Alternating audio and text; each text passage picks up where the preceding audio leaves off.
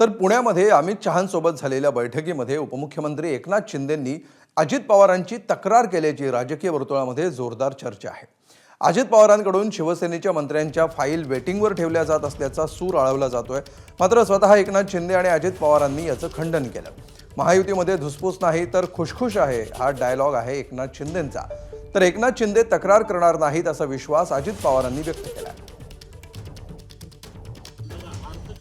फायली क्लिअर होत नाहीत असं आज तक्रार जी आहे ती उपमुख्यमंत्री एकनाथ शिंदे साहेबांनी अमित शहांच्याकडे केली असं माहिती समजते। मला अमित शहा साहेब असं काही बोललेले नाहीत।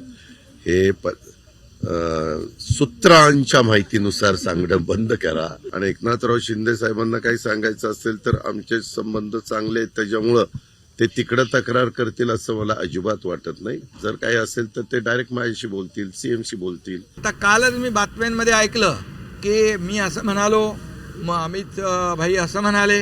हे तुम्हीच सगळं चालवताय। धुसफूस नाही, खुशखुश आहे, काही धुसफूस नाही। दादा पण म्हणाले आणि आम्ही काम करणारे लोक आहोत।